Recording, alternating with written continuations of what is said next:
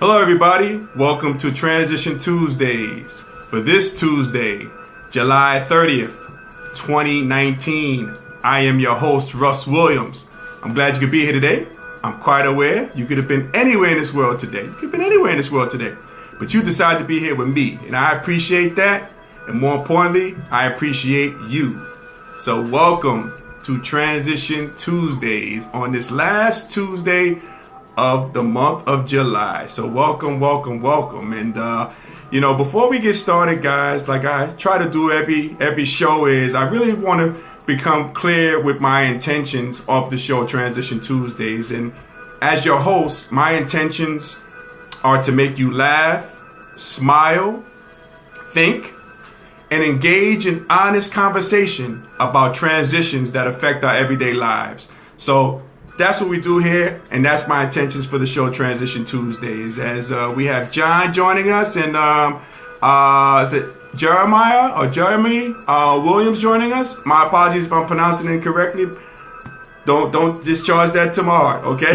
Not to my mind, to tomorrow. I'm trying to do the best I can. So again, thank you for joining us here in Transition Tuesdays. And as you guys know, I can't do this alone. We can't do this stuff alone. So that's why I'm going to introduce my co-host, who just happens to be my lovely mom. So ladies and gentlemen, please help me welcome my co-host, the lovely and talented Miss May. Ma, how are you today? Very well. You doing well? Thank you. Good. Cool. Hello, everyone. There you go. Welcome to Transition Family. Oh, family? Yeah, that's right. We all family on Transition Tuesdays. Absolutely, Ma. Yes. As Gina is joining us, what's going on, Sister Cuz? And we got Sean Scurry in a hurry from Philly joining us. Welcome, ladies and gentlemen, to Transition Tuesdays. We really appreciate having you guys on. Really do appreciate it. What's going on there? So, yeah, Ma, we got a lot to talk about today. We got a lot to talk about. Yeah, we do. Yeah, we're going to have a special guest joining us today. He's going to call in today. So looking forward to that. So we're going to have a lot of fun today with that. We got Kelly joining us. Kelly, what's going on? Conversational piece. What's going on, cuz? Welcome to Transition Tuesdays. We had Kelly on. Hopefully business is going well, Kelly. I know it is. I see you on Facebook all the time. So that's good stuff. That is great stuff. So yeah, Ma. So we got a lot to talk about. And so let's get the show started, Ma. Fist bump. You ready? Thumbs up? All right. Cool. Yeah, so again, we got lots to talk about. Again, we're going to have our special guest giving us a call. We're going to have some great conversation. I can't wait for the special guest to give us a call. Special guest. Yeah, John says, hope all is well. Yes, hope all is well with you too, John. Kelly says, Gina says, hello, Kelly. Yep, Gina's having a conversation with Kelly. While we're on the airways. Excuse us, guys. We have a show to do here. That's okay. Conversate away. That's what it's all about. Conversating away. So, yeah, Ma, before we get started, while we're waiting for our guest to call in, I know today we got the, especially in the Detroit area, right? We got the debates going on, the first day of debates today, right? In Detroit, right? You going to watch that? Oh, yeah. I wouldn't miss it. You're not going to miss it? Not gonna okay, you're going to watch it. Okay, watch it, cool. Yeah. And it's 2 nights, right? It's a 2-night affair. Okay. I think the 10 tonight and tomorrow night 10. Okay, so 10 each, right? Yeah, I think 10 each. Okay, cool. I'm anxious to see what we talk about. Well, you think race is going to be a big factor, I would imagine? It might be. I mean, that's kind of it's kind of the hot topic now. Yeah. What's going on, right? But I don't want it to be, for the simple reason, because I want them to, talk about some issues. Yeah, talk like about what's affecting us. What's affecting us? Even though race does affect us. Yeah. Race definitely affects us. Yeah, I know it does. Yeah. But I want them to get 45 out of there. Oh, okay. Okay. That's what they got to do. That's what I want them to do. Okay. So you want to hear some policy talking about policies? Policy talk. Okay. Talking about how we can move, forward. How we can probably, work with each other. Right. Mm-hmm. And work with each other. Yeah. And work with each other. Work together. Mm-hmm. Yeah. Mm-hmm. Yeah. We'll see. We'll see what the situation is. I mean, that's don't give 45 no more ammunition. And he has a lot of that ammunition, right? That's right. He has a lot to go on, and right. Yeah. So we'll see, and we'll see who emerges, out of the 20, because they're going to have to narrow it down, eventually. Oh, yes. They're going to have to narrow it down. Yeah. And a lot of them going to be out. Yeah, a lot of them might be out. So you might see a couple of people. I think we're going to see 4. You think we're going to see 4? Later on. Oh, later on? Okay. They're going to narrow it down to 4. Right. And then the 2. Okay. Then the 2? Yeah. Oh, okay. Yeah, we'll see. Yeah, we'll see. Yeah, we'll see what goes on. We'll see. Yeah, we'll definitely see what goes on. But we have a way to go. Yeah. So we'll see. Yeah. It should definitely be. It should definitely be. Exciting and fun. It should definitely be that. Exciting. It should be exciting. Yeah. Yeah. Yeah. As we're waiting for our guest to call, he's going to call in a second. So that's cool. This election is like nothing I've ever seen before. Yeah, it's a little different. Yeah, it's different. Yeah, we'll see. We have more women candidates than ever before. More women. You got a lot of minority candidates. Pardon me. You got all from all spectrums. From Asian to Hispanic to African American. Yeah. So it should be interesting these 2 nights. Right. It should be. Do you think Biden's gonna come out more stronger out the gate, Ma? What do you think? I mean, is he gonna be Sleepy Joe like number 45 calls him? What do you think on that? What's your thoughts on that? Well, I think he will. You think he will? I think he'll come out. You think he'll come out fighting? Because I'm sure they're gonna all try to get at him. Yeah. At the front runner, because he's still a front runner by like leaps and bounds than everybody. That's right. Yeah. He's doing well. Yeah. Yep. So I guess what's gonna probably happen is probably those candidates who this is going to be their last ditch effort for some of them. They're going to have to make a splash. They might have to say maybe something outrageous to get in the game, to talk about some stuff. Yeah, so right. This is their last ditch effort to do that. So yeah, right. This is the last one. So maybe they have to give a big punch. Yeah, a big punch, something. Yeah, they gotta they gotta really do something to really make their name, so to speak. Oh. Right. Excuse me one second. Let me answer this phone call real quick. Special guest, are you there? Russ, yes, I'm good. How are you? Oh, I'm good. Hey, hang on for a second. Hey, ladies and gentlemen, here on Transition Tuesdays, we have a special guest joining us today, and I'm going to bring this special guest out with a great intro for my special guest. So, special guest, if you just stick around, I want you to hear your intro, and then we'll start talking from there, okay? Sound good? Sounds great. All right, perfect. Well, my special guest is a former basketball player at Providence College. He studied directing, producing, and writing at New York Film Academy. My special guest now, he's fond of me because he's one of the first people to give me one of my first jobs out of college, in which I worked for him at Cornerstone Laser Express, which was a laser printing service company. So I'm forever thankful to my next guest, my special guest. He's worked behind the scenes on short films and feature films. He is the director and head coach at Holistic Hoops, in which we're going to talk about that. I'm really anxious to hear about that. And he's been on a 12-year awakening journey to find the simplest truth behind the simplest of topics. So Transition Army, ladies and gentlemen, please help me welcome Mr. Dave Snedeker to Transition Tuesdays. Dave, welcome, my man. Welcome, Dave. Welcome to Transition Tuesdays.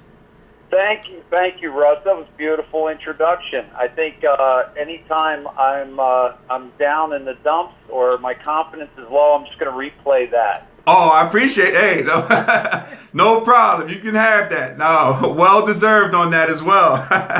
Thank you. And is your mom with us? Yes, my mom is. Oh, that's right, because you can't see us. Yes, mom is here. Miss May is here. How you doing, Mom? Say hello, Mom. Hello, Dave. Hi, Miss May. Congratulations on your amazing son and your amazing family. I've always been a fan of Russ, and since I met him through Ryan Ford at Manhattan College, and just a big fan. So congratulations on your beautiful family. What did you say, Mom? Oh, thank you so much. Hey, I appreciate that, Dave. Thank you. Yeah, man. Thank you. And Dave, we really appreciate you stealing a couple of minutes for us, because I know you're a really busy guy. So, let's talk athletics first. And As I mentioned, you played for Hall of Fame Coach Rick Pitino at Providence College. So, why don't you share with us your experience for playing for Coach Rick Pitino? Wow. Yeah, so I was fortunate. I had signed to play for Lute Olson at the University of Iowa. Oh, okay. And he had left to go to Arizona before I even arrived on campus. It was one of those early signing periods, and so I never had a chance to play for him. And George Raveling came in, and Coach Raveling had his own idea of his team, and I was kind of a leftover from the Lute Olson era. Okay. So it really didn't work out for me, and 4 of us actually left in the first 2 years there. Wow. And I was fortunate to kind of have a rebirth, if you will, because Rick Pitino was the first, and the only one I really call coach, by the way, is I've had a lot of coaches in my life, but he's my coach, and Okay. and so I was really fortunate that he was the first one to call when he found out that I was transferring, Wow. and he had just taken the Providence job, Okay. and I wasn't interested in Providence coming out of high school because they were at the bottom of the Big East. Right. But I was very interested in Providence because I knew Coach Pitino from 5-Star basketball camp, and good. and I came out and I met my, who would be my future teammates, and Billy Donovan was my host. Mm-hmm. And Billy Donovan, I just fell in love with him as a friend, and just a hard-working basketball player, and yeah, so I decided to come to Providence. I had a buddy, Harold Jensen, who was at Villanova. Oh yeah, I remember him. Yeah, well, he won the championship at Villanova. Yeah, and so we, as a matter of fact, he was with me over in Germany playing for the USA team when I read in the Stars and Stripes newspaper that Lute Olson had left Iowa. That's actually how I found out. Wow. Yeah, so it was kind of a bummer, but I had the support of a good friend, and we remain very good friends to this day. Mm-hmm. And so at any rate, I didn't know anybody on the East Coast except Harold and Coach Pitino, Mm-hmm. and then I met my future teammates, and I ended up coming to Providence, and it was it's one of the best experiences, and I find one of the worst experiences playing for Rick Pitino. Why so? Well, what I mean by that is that when I was young, I realized that I was in front of brilliance. Like, I really recognized the brilliance of who he was as a coach. Mm-hmm. But we were the best in shape team in the country under Rick Pitino, because we pressed. We were the only team that pressed full court the entire game, so we had to be in great shape. Right. So, needless to say, the basketball practices were very difficult. And so it really became, it just became a very difficult. We had practice before class, which was more of a, working on our free throws. Yeah. Then we had an individual instruction in between classes. Okay. with either Coach Pitino himself, one-on-one, or Stu Jackson, now the executive president, vice president of the NBA. Yep. Our assistant coach, or Herb Sendek, Mm-hmm. now at Santa Clarita, Man.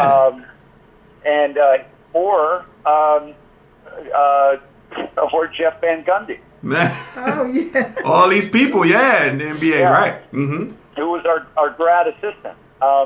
And by the way, another person that would be working out in the gym quite a bit with us, or right before or after us, was a lady by the name of Doris Burke. Oh, wow. She was the point guard on the Friars women's team. Yeah, she does such a phenomenal job with the NBA. Oh my God, on ESPN, she does a phenomenal job. Yeah. And just her knowledge of the game really shows through in her interviews, I think, with so many players. But also when she played, she knew the game. and she was a lot of fun to watch. So at any rate, so we'd have that individual instruction with one of those, amazing coaches, right? And then we'd have like a 2-hour and 45-minute, practice in the afternoon. And by the time we got dinner and got to study hall, everybody wanted to sleep. Yeah. We were just so exhausted. So I think they actually put in the rule of the, what is it, a 20-hour rule? Yeah, with the it limited your practice time, I guess. Yes, yeah. Yes. And by the way, they weren't paying us like I would like I think you and your mom would like, and instead of putting money into $28 million locker rooms, they could give back a little bit, because my roommate, he had 2 pairs of pants, wow, in his wardrobe, right, and so there wasn't money flowing around. The only money that was flowing around was the Pell Grant that some of my teammates got, or parents that were sending their kids some money for pizza. Right. But at any rate, I got to tell you that I am so grateful to Coach Rick Pitino because of the work ethic that I learned, because I learned that especially, I named my company that when you worked with me, I think you went to Jostens from my company, didn't you? Yes, I did. Yes. Yeah, which was a great move, by the way. It depends who you ask, I guess. Yeah. But at any rate, my company I called Cornerstone, right? Because the rock the builders rejected became the cornerstone, right? And Rick Pitino came into a situation at Providence where a lot of the players, a lot of my teammates had been rejected, if you will, right? In the sense that they had been forgotten. They were at the bottom of the Big East, and they had accepted a level of performance that was put before them that was not to their full potential. Right. And when Coach Pitino came in, he kind of gave everybody an ultimatum. Billy Donovan, he said, you got to lose 20 pounds or you can't play for me. Right. Dave Kipper said, you got to change your attitude and change your work ethic if you want to play for me. And so this was kind of the level where he came in and said, listen, I'll you could stay here. I'll work with you. I'll make you great. He said, but you gotta work. You gotta work at it. And so everybody shifted into gear. And to this day, I don't know if anybody's seen the turnaround from 9th place in the Big East to his first year, which was my redshirt year. Because I had to sit out a year when I transferred. Right. Although Lute Olson didn't have to sit out a year. No, never the coaches, always the players. Yep. And so the fact that my redshirt year, we were one basket away. We were Matt Palazzi miss away from going to the Final Four of the NIT, and then the next year, beating a 3 seed Georgetown, a 1 seed Alabama, or was it vice versa? I forget. And going to the Final Four. And so he made an incredible turnaround. And obviously, he then left for the Knicks. Right. They offered him the head coaching job. So I'm one of the few players that actually, between signing with Olsen, playing for Raveling, playing for Pitino, and then Gordy Chiesa, I had 4 head coaches in my 5 years. Man. And, that was a little frustrating because a player always wants to go play, for the coach that recruited him. Right. Correct. And that doesn't always happen. Yeah. But Coach, just to finish up with Coach Pitino, and happy to answer any questions, obviously, but he would, Ryan Ford, who you know well, and good friend of mine, he and I would look at each other during Coach Pitino's pregame and halftime speeches, and we would think we should be recording this. Wow. We would actually say that to each other. Okay. Because they were nothing short of brilliant. And when he got done speaking, you felt like you could run through a wall for him. Very motivational, I would take it. Yes. Okay. Yes. And I always felt like that was going to be the thing that didn't serve him in the NBA, because of the sheer number of games that he would have to have that type of a conversation with, and also just the fact that those guys that are making more than the coach aren't going to be motivated at the same level. Right. And they're also going to preserve their bodies for a longer career, and, pressing full court doesn't do that. You wear out quickly. Right. Especially, with the amount of NBA games there are. Yeah, so Pitino was a great coach, and I'm sure he's trying to work his way back into coaching. We'll see where he lands there. And if you're just joining us, guys, you're watching Transition Tuesdays with my special guest Dave Snedeker.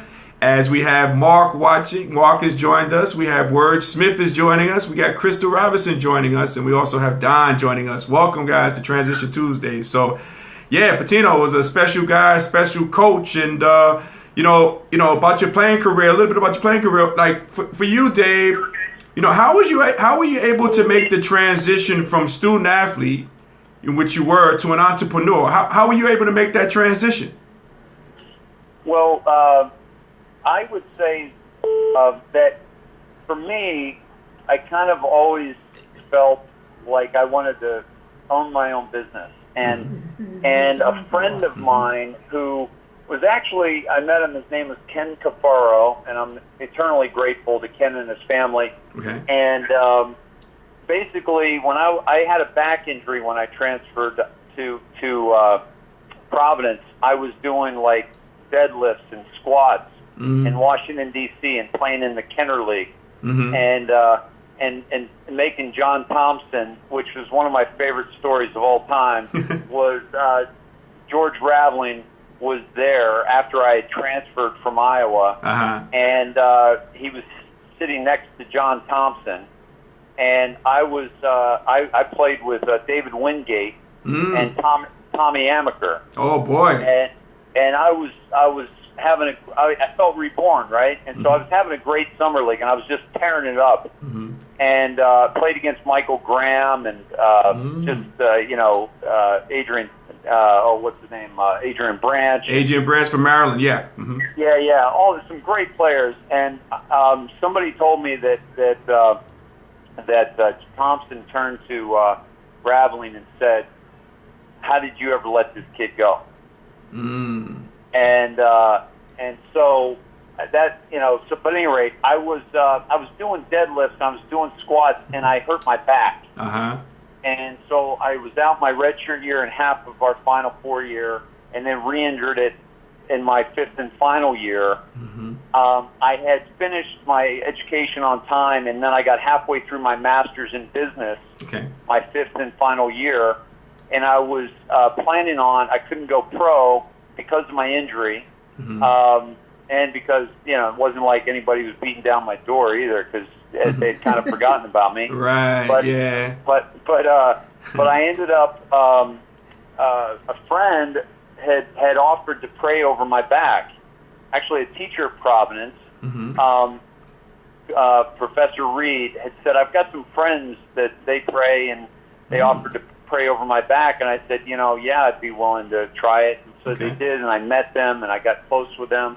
And he knew I wanted to start my own business. And he had the money and not the time, and I had the time and not the money.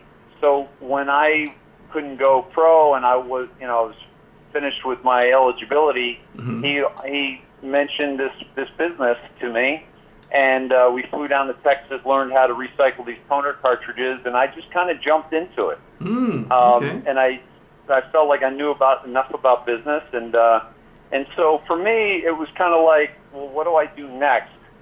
And it was a great opportunity that presented itself. And then, 3 years, I think by the time you came on board, I had already bought him out because he wasn't interested in in expanding into New York City, which I did, which is where you worked with me, and down into Atlanta. And so at any rate, that's kind of how that happened. And for me, I just kind of put the work ethic that I had done with basketball and just transferred it over into doing my own thing. Okay. And I think that the key was, because it was my own thing, I was able to put the kind of passion into it that I had in basketball. Right. Gotcha. So you were able to make that transition a little bit easier because you were passionate about doing it, like playing basketball, and it seemed like you had that mentor. Mentorship is important. People who can, guide you along the way, especially during your transition, right? Absolutely. Yeah. No question about it. Cool. That was a key factor, is having the kind of having a mentor. Great. Can you hear me better or worse? I just plugged in my headset and I wanted to make sure you could hear me okay. Oh yeah, I can hear you fine. Yep.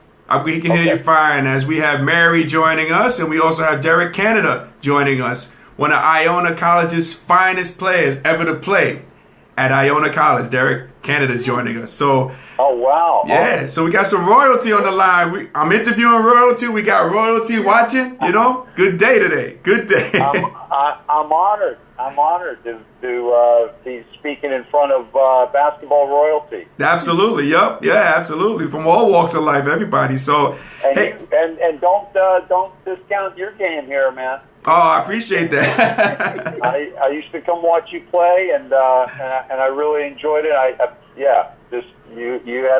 You had game, man. Oh, thank you, man. I appreciate that, Dave. I appreciate that, man.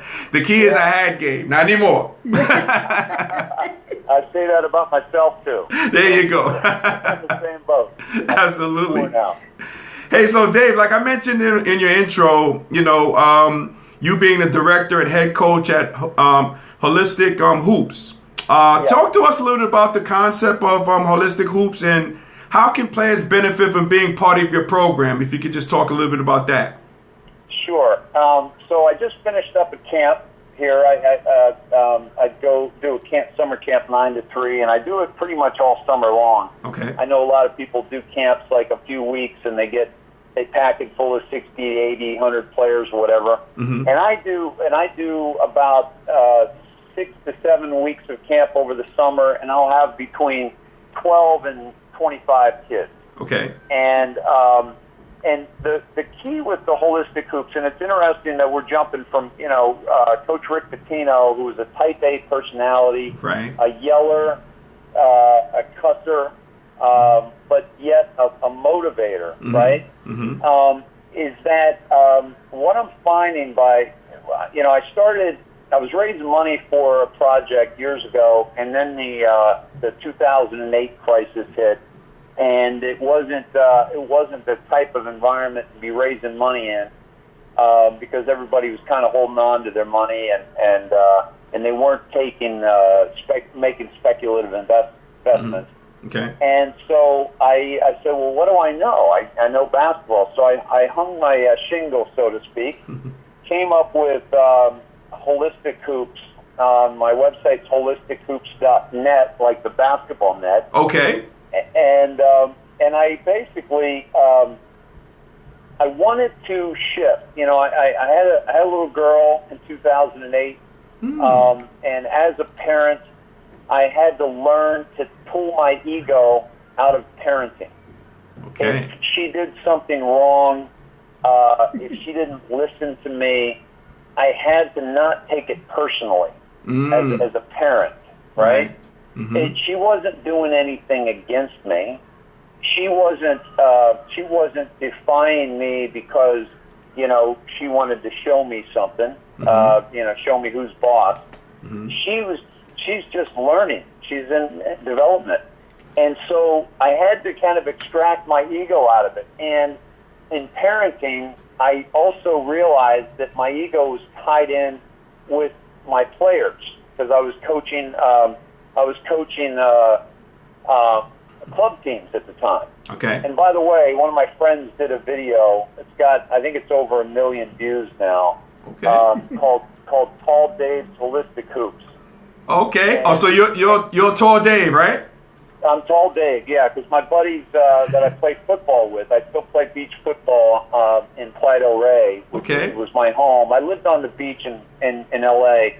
for 11 years. I live up in the mountains now, but I was on the beach, so my old stomping ground's called the Jungle in Playa del Rey. We play football every Sunday during the football season, flag football, and we record it. And we play it in slow-mo after we finish, and we kick back, have a few brews, and watch ourselves in slow-mo. And my buddy will put on like the Gladiator soundtrack or something. Oh, okay, get you going. It's one of the funniest things you ever see. You know, a bunch of out of shape guys out on the stand dropping passes to NFL music or Gladiator music. But anyway. So my buddy, I asked him to put together a promotional video for me for Holistic Hoops, and he had a little fun with me, and he shot me for 2 days and shot 2 different videos, 3, one that promoted my business on my website, and the other 2 that kind of went viral because he kind of makes fun of me. It's all in good fun, and I'm fine with it. But if you watch that video, you'll never hire me to coach your child. It's pretty funny. But I'm fine with that because if you can't poke fun at yourself, then who can't you poke fun at? That's true. But, so at any rate, about Holistic Hoops, I had to pull my ego out of my player's performance, my child's performance.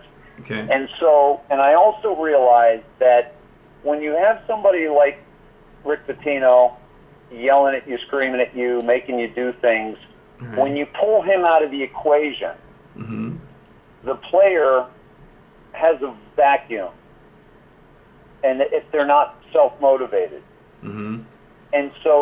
And that's why I think we see so many athletes that are incredible athletes that then don't do well in their next endeavor. You hit the nail on the head, mentor, right? Yeah. And so what I'm trying to do with these young boys and girls, and I also coach at my daughter's school, which is the Westside Waldorf here in Pacific Palisades, is I try to, like I had a parent just the other day say, my child's not aggressive enough. They need to be more aggressive. And I said, well, first of all, he's 8. Yeah, 8 years old. Come on now. Yeah. I said, so wherever he is right now is perfect.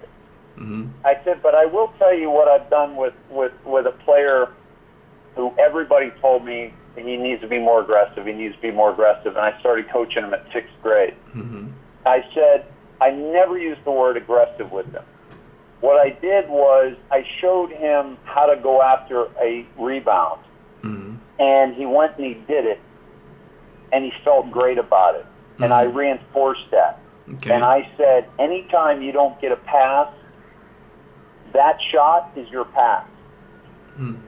Whoever your teammate was that shot it, that's your pass.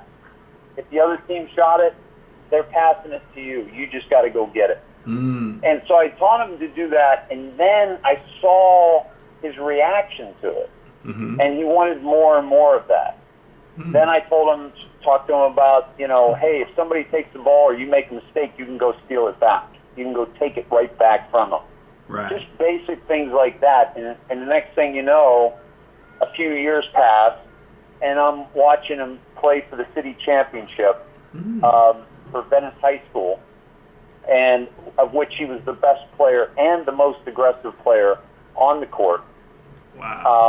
And after the game, came over and just gave me a big hug, that lasted, Man, did he lead the team in rebounding too, based on your tutelage?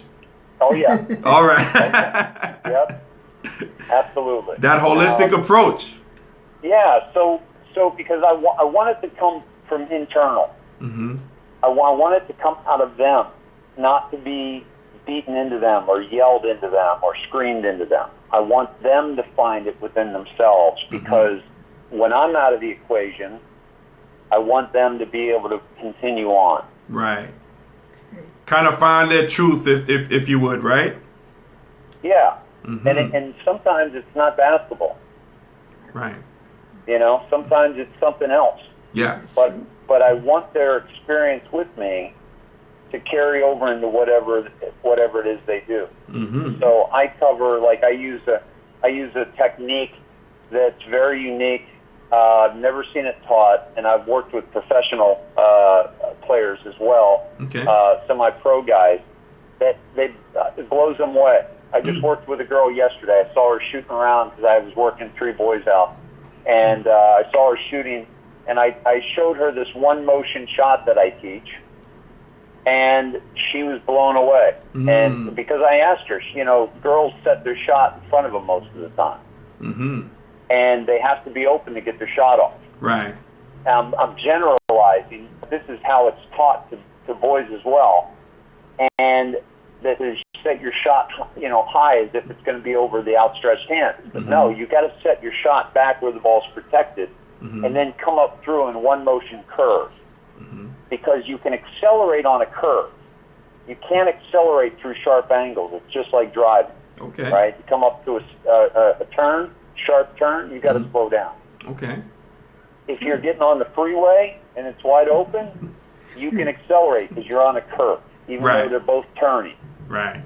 So I get them to work, create momentum on a curve at a very young age, and now I've got like 10-year-olds that are shooting NBA threes, but they're shooting it very naturally because they're using momentum and strength, not just strength, whereas most will put it up on their shoulder and chuck it.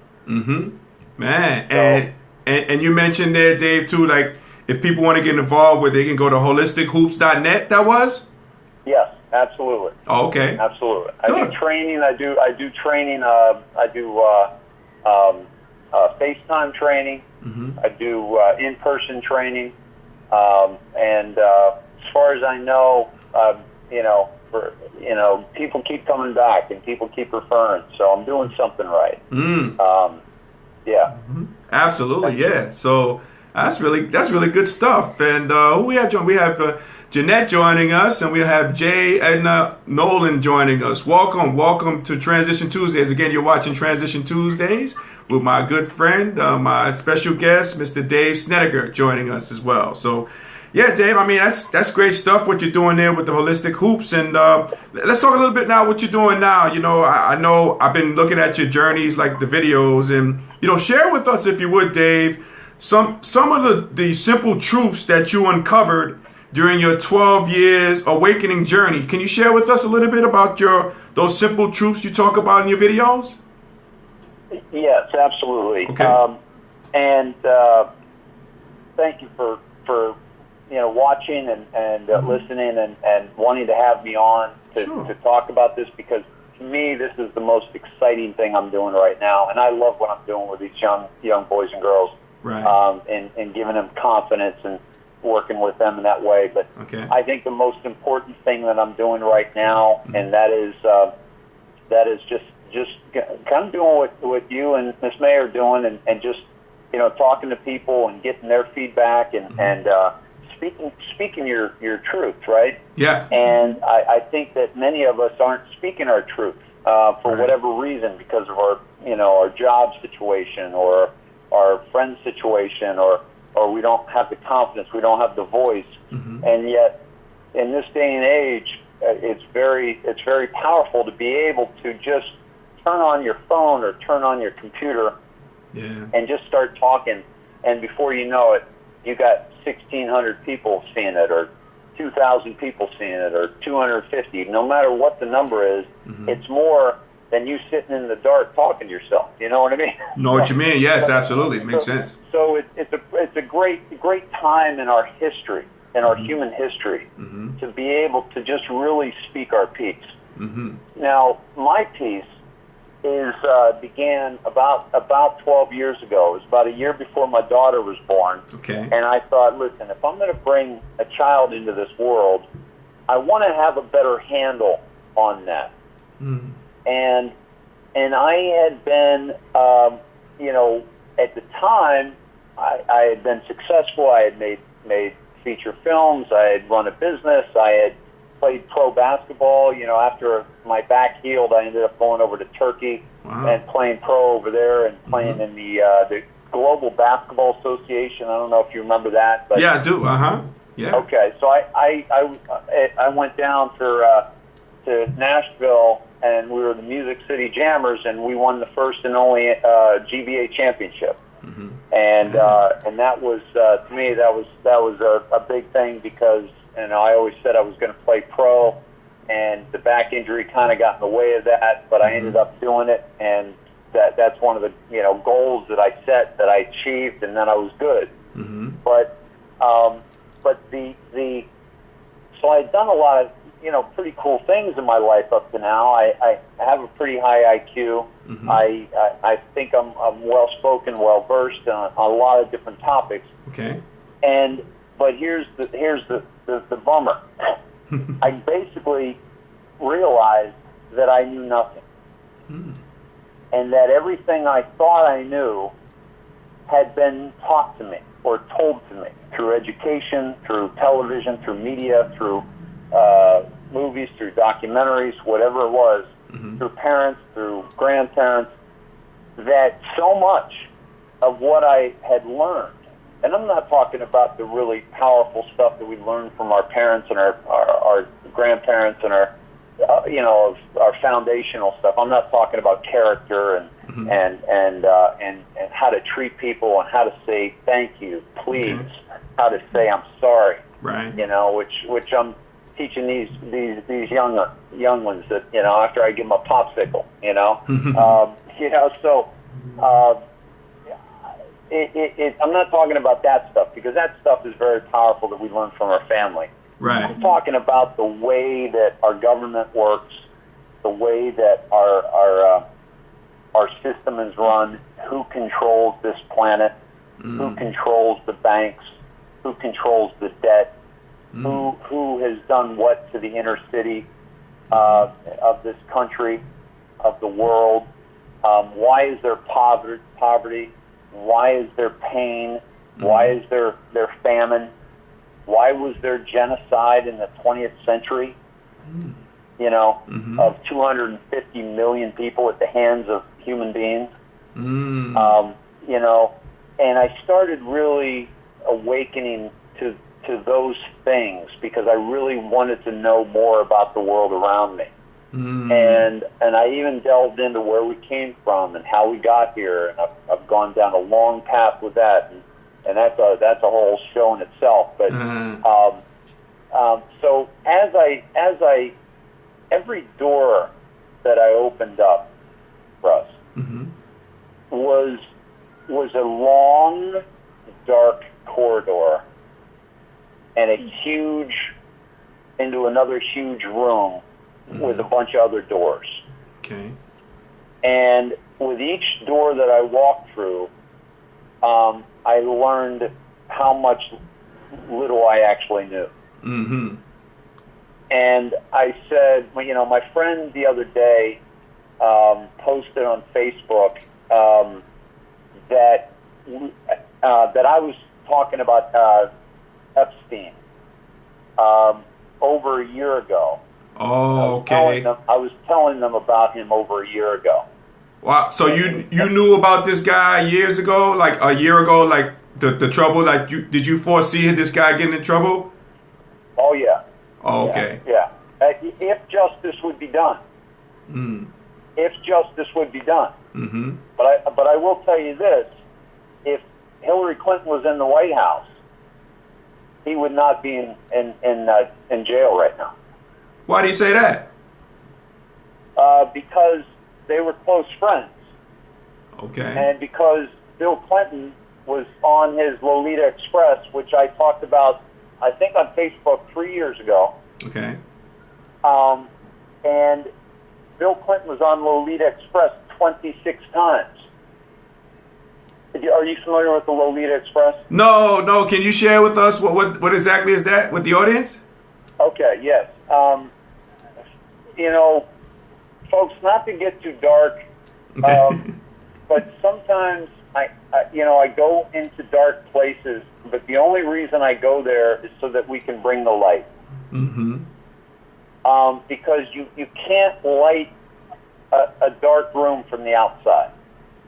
You got to bring the torch in, and you got to illuminate the dark rooms. And these are some pretty dark rooms. And my friend posted the Jeffrey Epstein video that what's his name, the guy on the Daily Show? Trevor Noah. Trevor Noah. Okay. Now Trevor Noah is on there making jokes. Okay. Well, he's a comedian. I mean, that's his job. But that's his job. But here's the thing that bothers me about these networks. Okay. And you know what? Let me come back to Epstein for just a second. Okay. Going back to my 12-year awakening, and I think the most important thing that I can share from my experience, and you and your audience can take it or leave it, is the following. And I promise you, I've researched this more than we got buddies that watch NBA basketball. I don't watch it. Okay. Baseball, I don't watch it. Hockey, I don't watch it. Football, I don't watch it. Wow. I don't. My passion and my hobby is what's really going on in the world. So to speak, then, Dave. So you're like a truth seeker. Like you seek the truth, correct? In things. Absolutely. Okay. Absolutely. I seek the truth. Excuse me, I'm close to the Santa Monica airport, so I apologize for the background noise. But yes, I am after the truth. One of the things that I realized right away was I wasn't going to be Republican or Democrat. I was going to rise above that because I saw that for what it was. Okay. The Republicans and Democrats have been set up so that we are fighting against each other rather than joining forces and fighting against those who are oppressing us. And the same can be said for the religions of the world, the races of the world, although they weren't set up, those are very natural, okay? But the races are being pitted against each other. The countries are being pitted against each other. And this is all done. It can't be done by one person. Okay. It has to be done by the information sources that we have available to us. Okay. And the information sources that we have available to us are our media. And most people don't know this, but between 94 and 96% of our media in this country is owned by 6 corporations. 6 corporations. 6 corporations. And I do a whole story on this. If people are interested to learn more about what I'm doing, basically I've got a YouTube channel, but I actually prefer they go on my Facebook because I have multiple videos on my Facebook. And if they look for one called The Indoctrination, it'll really get into this. But it's basically my Facebook, which is David Snedeker, and I think it says I live in Santa Monica. But what I learned was to not trust those corporations. Okay. And it's not so important what people say or do, but it's what our media does with that information. So Dave, are you saying you're aware of 6 corporations that basically run the show? Yes. Oh, okay. I could probably name them off. There's News Corp. There's Disney. Okay. There's I'm a little rusty on this. There's News Corp, Disney, Universal, Comcast. There's let me see. There's who owns CBS? I'm trying to think of the. I think that might be News Corp. Okay.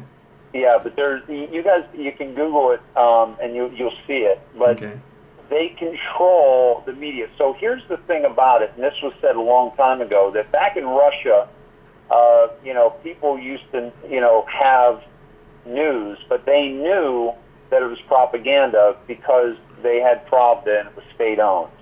Mm-hmm. It's also propaganda. But we have the illusion of choice. We have the illusion of choice that if we put on MSNBC, we're going to get something different than CNN. If we pick up the New York Times, it's going to be different than the Washington Post. Right. If we, and here's the other thing, okay? Mm-hmm. Some of the things I say, people are like, oh, you watch too much Fox News. I haven't watched Fox News in 11, 12 years. Wow, okay. And then, somebody will do of, Sean Hannity doing a minute here, or Tucker Carlson doing a minute here, or something like that, because I tap into that so that I can purview the indoctrination. Mm-hmm. Okay? Because what this has been is a book/documentary that I've been writing for these 12 years. Oh, okay. So we should be looking forward to that coming out soon, right? With your findings, correct? And what I've done is I've turned that into a show that I do consistently. But it's really about shattering the indoctrination. But before we can do that, we have to understand that it exists. Mm-hmm. And it exists with these 6 families. Mm-hmm. Now, I've also discovered that there are 13 families that really run the planet. Whoa. And they go back a very long way. And in this country... So you're saying families, there's 13 families that run you said 16? 16, right? 13. 13 families, like family names, like let's say like a Rockefeller or something like that. These families run the planet? Yes. So you have the Rockefellers are definitely one of the families. Right. Okay. The biggest is the Rothschilds. Mm-hmm. Okay. And what's important to know about the Rothschilds is that the Rothschilds. I'll tell you a quick story about it, about how it came to be, and that is that Mayor Rothschild lived in London, and he and his brother funded the war between France and England. Okay. That was the days of Waterloo, of Napoleon Bonaparte. Mm-hmm. So what happened was he knew that Napoleon had lost the battle of Waterloo to England. Mm-hmm. And what he did was he had all his agents on the stock exchange in London sell their stock. And everybody saw his people selling their stock, and they knew he was funding the war, and so they knew he had inside information, so everybody sold. Mm-hmm. At the end of the day, the stock market had crashed to the bottom, and he bought everything. Mm. The next morning, the word came that England had won the Battle of Waterloo and thus the war. Mm-hmm. The stock market went through the roof, and he owned everything. Man, so you just continue that trend and pass on that. Yeah. Whoa. So he ended up. Then the Bank of England was bankrupt, and so he said, "Okay," and they needed money from him. So he said, "Okay, here's how it's going to work. I'm going to lend you money, but you have to give me collateral." They're like, "Well, what kind of collateral?" He says, "Well, every citizen under your crown is collateral. So every dollar that I give you, it's going to be there's going to be interest on that, and your people are going to pay that interest. Man. And that is how he is then he sent his 5 children out, his 5 sons, out all around Europe. Mm-hmm. They opened up banks, central banks, Mm-hmm. and that's why Andrew Jackson fought against the central bank, and it was his key success at his deathbed. He said, "I beat the banks," Mm-hmm. because they tried to install central bank. Okay. That's why Lincoln was assassinated, because he was trying to get rid of the banks. Wow. And in 1913, in this United States, there was a group of men, Rothschild, Rockefeller, Mm-hmm. Vanderbilt, Morgan, and a couple of European families Mm-hmm. that met off Jekyll Island, Georgia, on Jekyll Island off the coast of Georgia. Mm-hmm. And they all used fake names. This is fact. G. Edward Griffin wrote an incredible book called The Creature from Jekyll Island. Mm. And The Creature was the Federal Reserve Act of 1913, Okay. which they wrote and they had presented before Congress. So Congress they already had in their pocket a couple days before Christmas in 1913, Mm. when most of the senators and congressmen were back in their hometowns enjoying their Christmas.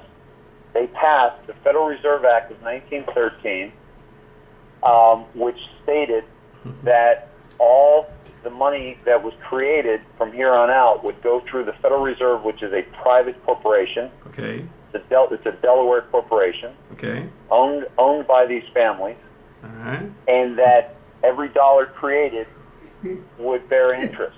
That's good. That's why we can't get out of national debt, because every dollar that's created, we are on the hook for interest. That's true. Yeah. Now, Dave, quick question for you, because we kind of pressed for time, but Yeah. all this information that you're giving us is like, I'm sure you documented this and everything, and I'm assuming you have to come out with a book or some type of, platform that you can allow the masses to really dissect and understand this, right? I would imagine you're working on some if you haven't done anything just yet, or... Yes, well, that's a great point. And by the way, how much time do we have?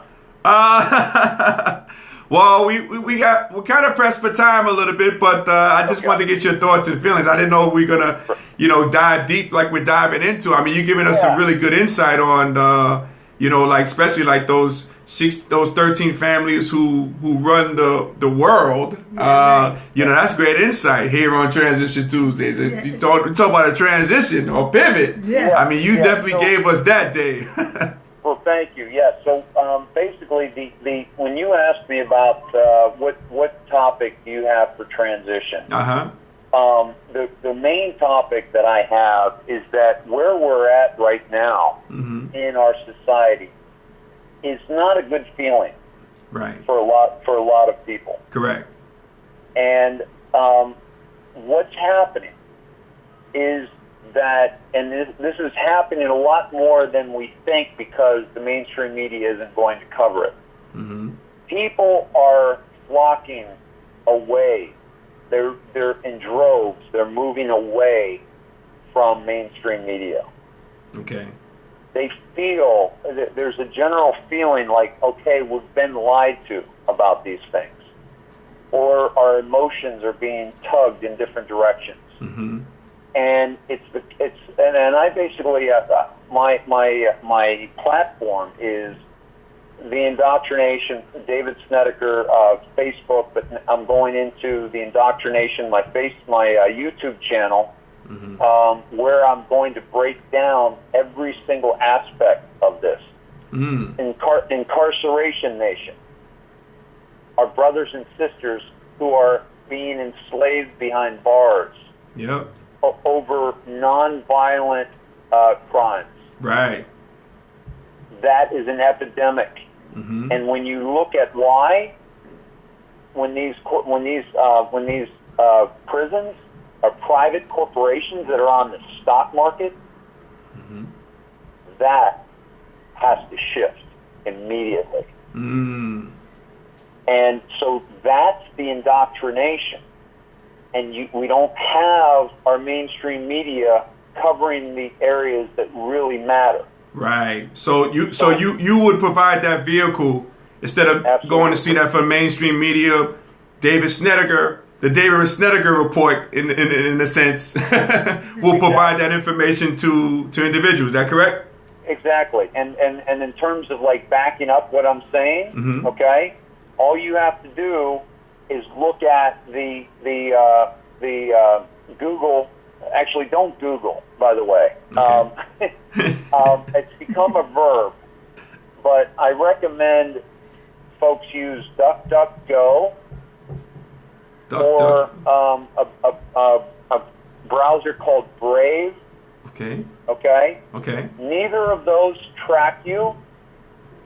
Neither of those take your information of what you're searching, and neither of those censor the information you're getting. Some of these things that I'm talking to you about, if you went into Google and you typed them in, you would see the wrong thing. You would see what they want you to see. Right. Google is censoring, YouTube's censoring, Google owns YouTube. Facebook is censoring, Twitter is censoring, and this is all coming around now. Yeah.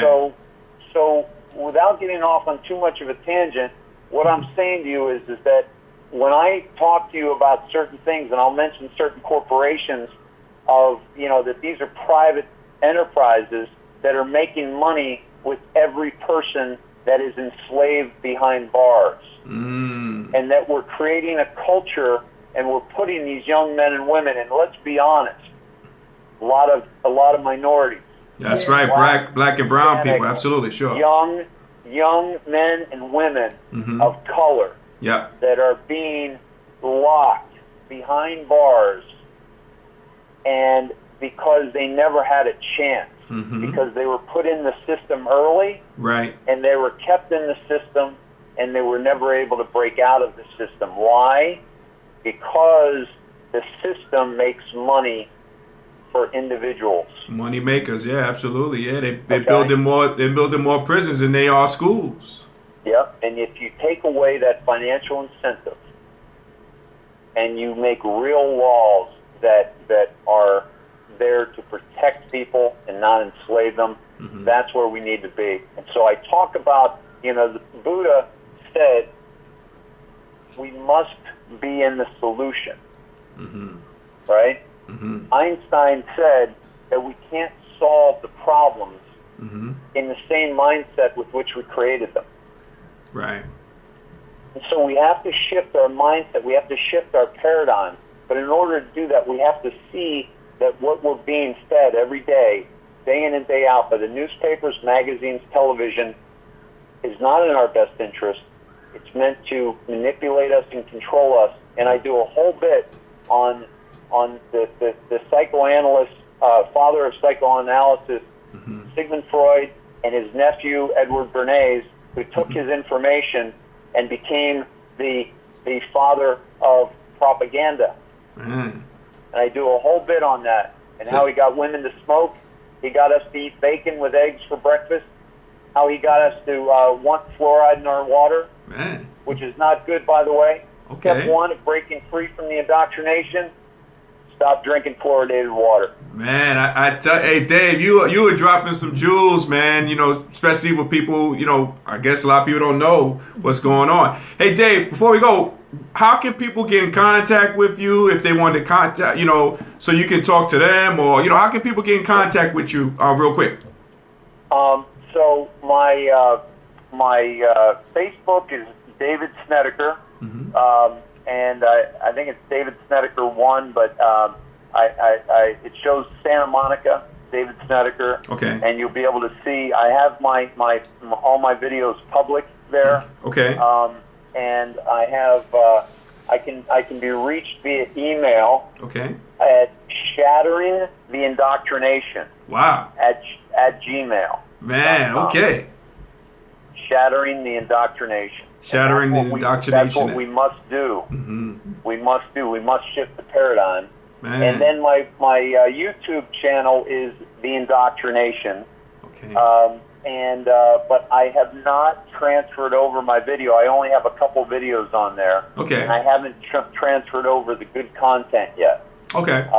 Because even though this is 12 years in the making, I just went live about 3 months ago. And I have I've done about 60 videos in those 3 months. But I talk about this stuff, and I talk about, and I'll just come back to the Epstein case, if I may, just to not leave that out there hanging. Okay.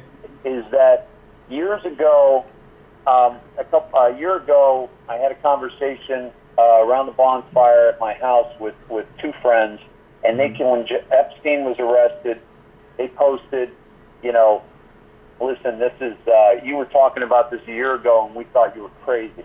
And I just said, and this is going to come off sounding kind of cocky, but it, when you hear the whole thing, it's not. Okay. I said, I'm right about everything.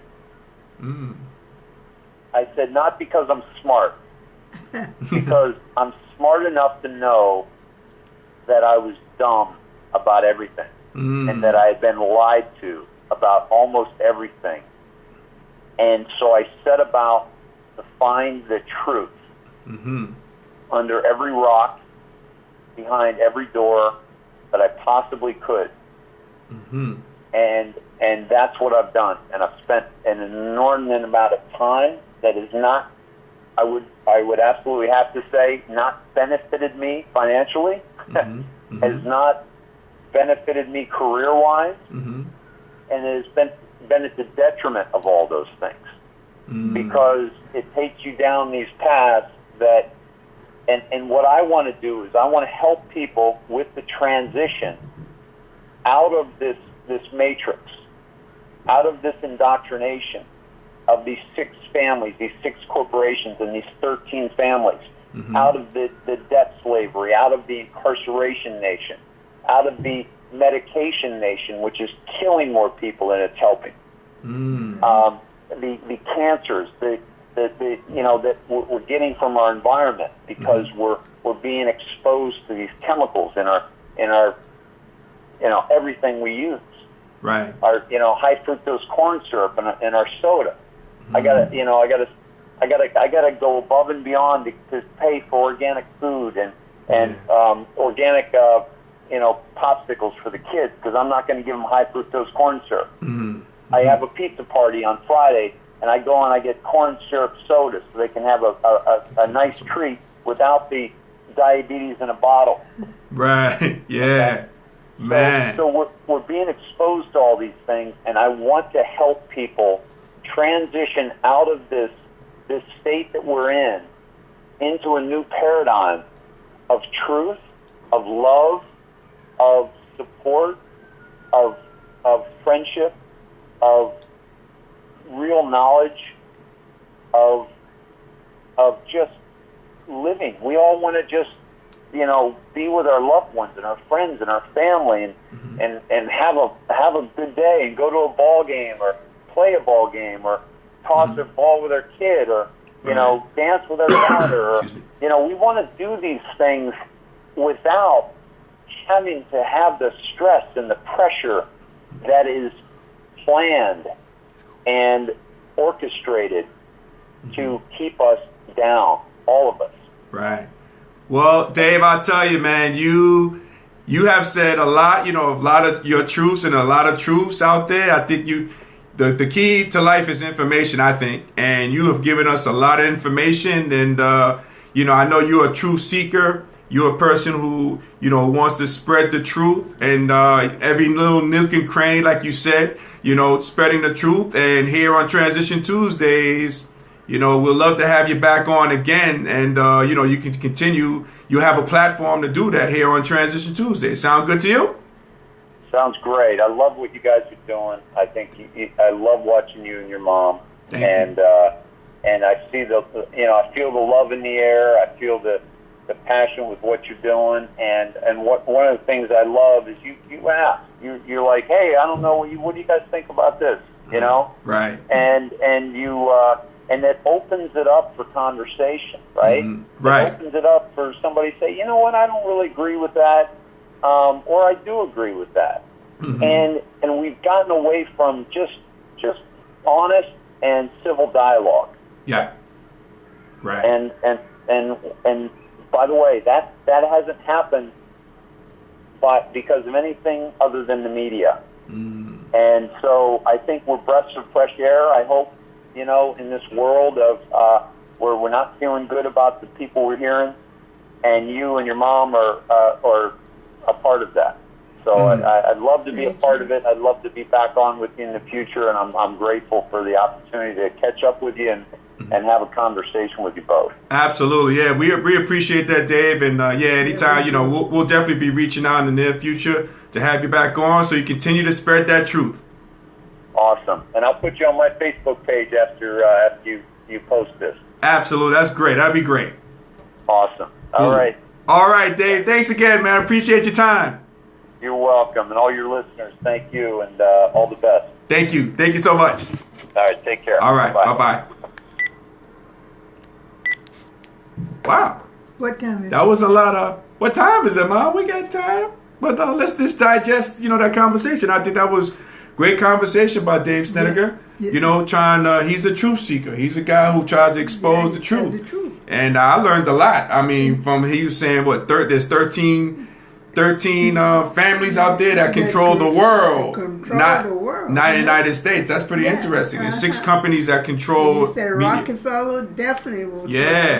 Yeah, so that's... I'm thinking the Kennedy used to be one. Right, Kennedy's used to be one, sure, yeah. It makes you think. It makes you think Yeah, out it makes there. you think. Yep, let's see who's on here, Mom. And we appreciate everybody for tuning in and watching. We really do. We got Keisha joining us. What's going on, Keisha? I'm going to keep going up the line. We have Tara joining us. We have Pam joining us. We got Mike joining us. We got Tanisha joining us. We got Jamal Marshall joining us, Manhattan College Finest. We got Gus joining us. We got former NBA players joining us. We got Kennard joining us. Who else we got? We got Derek Holmes joining us. All these people joining us. We really appreciate you guys. Yeah, man. Thank you, John. Thank you, John, saying a great interview. John says a great interview. Now, we appreciate that. We just try to get people on who can give us some insight, different take on things and make you think. Yeah, right. Yeah, it really makes you think there. It really makes you think. So, we got time, Mom. And not only do we have time, do you know what time it is? What time is it? What time is it? It is time for our favorite segment, Miss May. Who you rolling with? We got time for that, Mom. Today. We don't have time. No, we always got time for that, Mom. We're gonna do that, and what we're gonna do as your theme music comes on. All right. So if you just joined us, guys, Miss May, who you rolling with? My mom's gonna choose 3 different topics, and she can decide which topic she's rolling with. So take a deep breath, Mom, and choose one. I know it's a long day, but that's okay. All right. So, Mom, now, what are you rolling with here? Having all the wealth in the world or having all the knowledge of the world? Which one would you roll with, Ma? Having all the wealth in the world or having all the knowledge of the world? What do you think you might roll with on that? I don't know now. That's a tough one? Yeah, that's a tough one. Okay. I don't know. Okay. I really don't know. You don't know on that one? I don't know what. Okay. Especially when 13 people controlling the world. Well, that's great. Well, I mean, that can go from wealth or knowledge.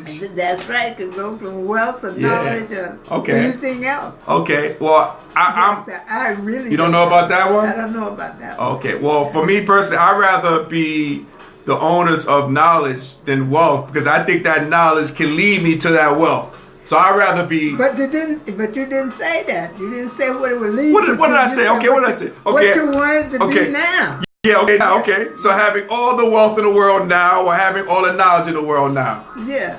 So would that make it, me clarifying, which one would you choose? Difficult. Okay, so which one would you think you'd choose? Uh-huh. Which one you think you're going to choose out of those 2? Both. You can't choose both, Mom.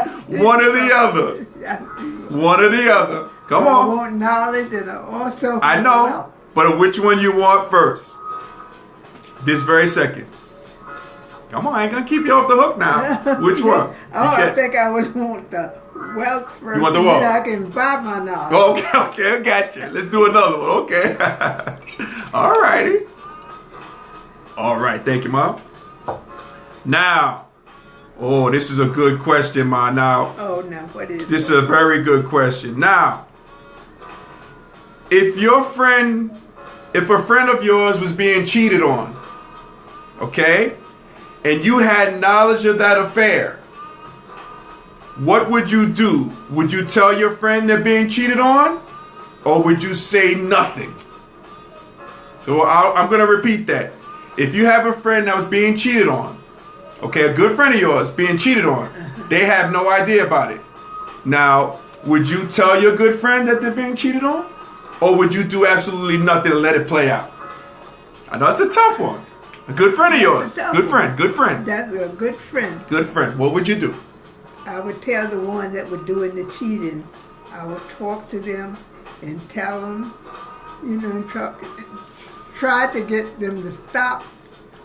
Oh, you would talk to the actual person that's cheating? Yeah. First. I talked to the person, I said the husband. I would try to talk to him and tell him. And if he doesn't stop, like if you don't knock it off, I'm gonna tell my friend. I'm gonna tell my friend. Okay. All right, that's a good way to. Okay, but you. I would really hate to tell the friend.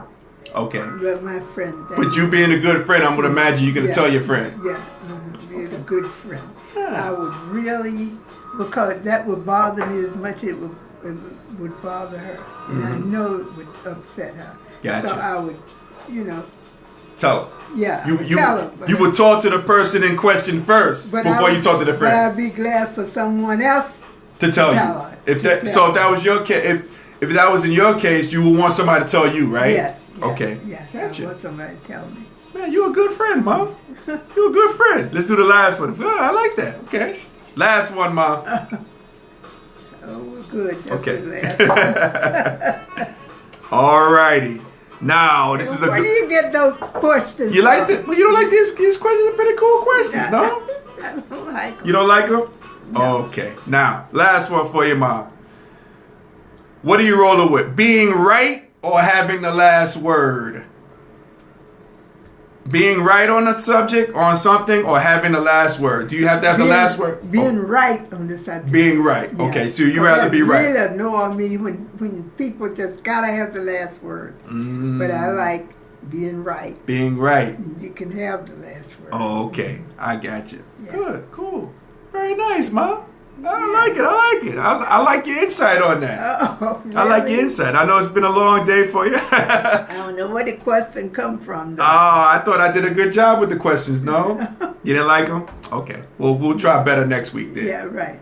All right. Well, ladies and gentlemen, I reached out to the Transition Army. And they really, I came up, I asked the people about some topics, what topics they like to see on Transition Tuesdays, and the people really responded, right. To us here on Transition Tuesdays. Let me just read what John says. John says, my wife is all of the above, always right and having the last word. Yeah, that's usually the case. I know she says the same about you, John. There you go. Maybe we'll see. I don't know. But yeah, I took in a lot of inquiries about what transition topics that they want to see on Transition Tuesdays, and one came up that I want to talk about briefly. It was talking about the transitioning from having children at home to having an empty nest. So now having an empty nest, and and something I want to share with everybody. There's something called empty nest syndrome, in which it's not a sickness or anything like that, right. But the definition is, I looked it up, the definition is empty nest syndrome is when a parent or parents experience feelings of sadness and loss when their last child leaves home. Mm-hmm. So empty nest syndrome is real. So I just want to give, all those people who are going through this transition right now, I want to give you some GPS to some game plan steps that you can implement when you're transitioning from having kids at home to now having an empty nest. Okay, so the first GPS I want to give is celebrate. I think you should celebrate the opportunity of you having an empty nest because you earned it. And how I would celebrate, I'm not there yet because I have 2 daughters that are in high school. That's in high school, so I'm looking forward to being an empty nester. But I know this: when I become an empty nester, I'm gonna celebrate. And how I'm gonna celebrate, Mom? I'm gonna walk through my house nude. I'm gonna walk my house freely the way I would like to do. You know, if no one was there, I recommend doing that. Walk around your house or apartment nude. Celebrate. Celebrate. I know it might be a little awkward or maybe non-conventional, but celebrate the idea that you are now, you have an empty nest. You can do whatever you want. Absolutely. Yeah. Just celebrate all the hard work it took for you to prepare your children to go out there in the world. Celebrate. So that's one GPS.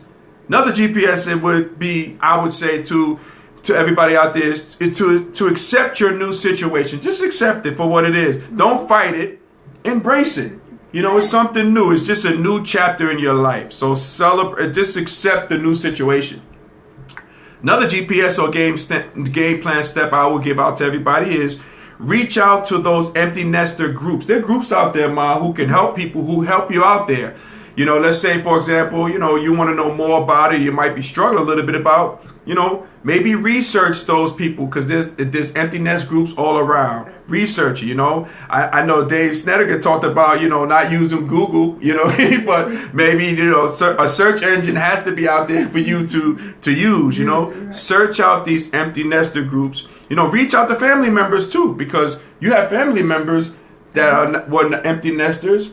They'll be glad to tell you their stories, both good and bad, about it as well. Yeah, but I don't see how people could be so upset. Well, a lot of times there's a lot of anxiety, Ma, because, their kids out in the world, they're not back home to, you don't know how they're doing. Yeah, so a lot of anxiety comes about for people. Yeah, these empty nesters, and they're out there, these people, they're out there, and some of them now, Ma, that's going to take place now because a lot of them may be graduating from college and they're going to be empty nesters. So you want to say? But you could worry about how they're doing in life, but you should be happy that they was able to go and on their own, so to speak. That's right.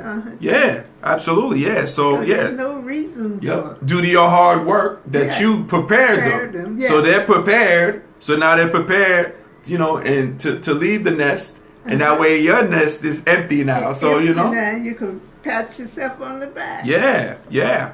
And then another one I would recommend, another GPS for the transitioning from having kids at home to now having an empty nest would be staying positive. You gotta stay positive, like you mentioned, Ma. You know what I mean? Sometimes anxiety kicks in. Sometimes worrisome. Being worried about the situation kicks in. But staying positive. And what happens is you might create a stronger bond between you and your partner. Right. You might schedule days in which you guys gonna run around the house nude. This might this positivity might make you strong. It might make your relationship stronger. Go out for dinner. Go out for dinner or something like that. Yeah. So go to the movie. Yeah. So you staying positive. Haven't done for years. Yeah. Well, like running around in your house nude. So I don't know about that. You don't know about that? Okay. Gotcha. All right. But no, these are some things. These are some game plan steps that you can use. I'm sure there's plenty of people out there who are now having empty nests. Because their family, their kids are either going to college, or they're, going on to the workforce, getting their own places. So use these GPSs to help you out on that. So yeah, keep those ideas coming about the transition topics. I really love them. I really love those things. Yep. Cool. Hey, so guys, if we were able to make you laugh, smile, or think during our broadcast here today, because it was a lengthy broadcast today, right. My good friends, you have accomplished something major today. So celebrate your victory. Celebrate your victory. It's important. Celebrate the information that you get. And then we got a lot of information today. We got a lot of information today. So, just celebrate. So, Hey, Ma, I want to, we're going to be, leaving shortly, but I want to thank you again for co-hosting the show. I really appreciate it. We got indoctrinated with a lot of information today, which was good. Dave Snedeker really gave us some really good insight on things. And, he's a guy who's seeking the truth. And, it's good to hear people like that. It's good to hear, from another perspective, some people, their thoughts and their thoughts. So I want a lot. Yeah, so I want to thank you again for hosting the show, Ma. I love you, and I really appreciate everything you do. Happy to be here. Cool. Okay. Well, guys, before we go, if you missed this episode, and we got my man Louis Garcia joining in. This is my former teammate for Power Memorial, Louis Garcia, one of the best to ever do it. My Power Memorial's finest joining us. Hey, Louis, thank you for joining us, my man. I really appreciate you. Oh, man, this is really big. So, hey, guys, if you missed our show today, or if you want to see episodes like this, you can always go to our YouTube channel. All you do is on YouTube, you type in Transition Tuesdays, all in quotations. You can check our videos. And you should definitely subscribe as well there too. So when you're there, just do that. Go to our channel, Transition Tuesday. So that's what it's all about. So so again, as we say in parting here, happy transitioning, and we'll speak to you soon. Take care. Oh, last thing. I'm sorry, Ma. Last thing. Oh, tonight, don't forget to check out the debates tonight, okay? In Detroit. So important. Check out the debates, because next week what we're gonna do, we're gonna go over the winners and losers of the debates, and we're gonna track that transition process, those winners and those losers. So we're gonna do that. So again, take care, guys.